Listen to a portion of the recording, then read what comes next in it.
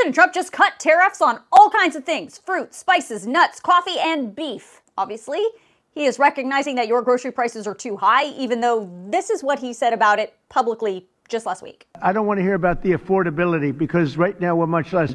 We had the worst inflation in the history of our country. Now we have virtually no inflation at all. It's down at a very low number and a very normal number. While the president doesn't want to hear about affordability, it's clear he knows it's a problem, and perhaps that's causing him to rethink some of his tariffs. Just a short time ago, President Trump signed this executive order that eliminates the reciprocal tariffs on a whole list of items. But why?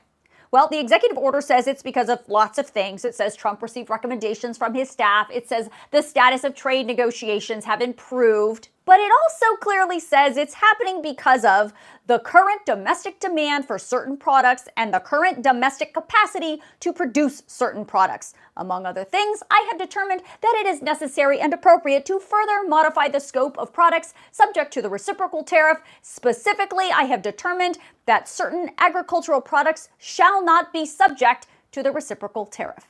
That means he now realizes the demand for these grocery items is high, and in lots of cases, these items are not able to be produced in the United States. So when the cost of living is generally so high, specific tariffs on things we can't produce here don't make sense. The executive order comes with this annex document, which lists all the products that are no longer subject to Trump's reciprocal tariffs. And there's definitely a theme here. There is a reason why these specific items are now being cut from Trump's tariff list. Let's talk about bananas. Only a small amount of bananas are grown in the United States. We mostly import bananas from Latin American countries, so they were subject to those reciprocal tariffs. Well, according to the most recent inflation report from September of 2025, bananas were nearly 7% more expensive this year than they were in September of 2024. And if you now look at the annex, there you go. Bananas are no longer on the list of items subject to Trump's reciprocal tariffs. Let's talk about beef.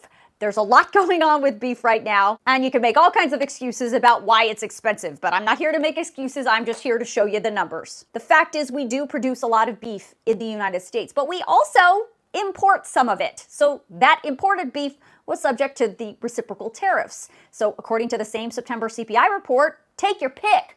All kinds of beef is up since last September. Uncooked ground beef was up nearly 13%. Uncooked beef roasts were up nearly 18.5%. And uncooked beef steaks were up more than 16.5% over September of 2024. And there you go. Look at the list of the types of beef that is no longer subject to the reciprocal tariff. 2 full pages of it. And then there's coffee. We do not produce coffee in the United States. We import the vast majority of the coffee we use. Because coffee was an import, obviously it was subject to Trump's reciprocal tariffs. And as a result, in September of 2025, the CPI report found coffee was up almost 19% compared to September of 2024. And here you go. Coffee is no longer subject to the reciprocal tariffs. According to today's White House announcement, Trump's order is backdated to yesterday, November 13th. That means if any of the items on the annex list came into this country as of yesterday, they will not be subject to reciprocal tariffs. Now, it is definitely possible without these tariffs, the prices on these items will eventually start to come down. But by how much?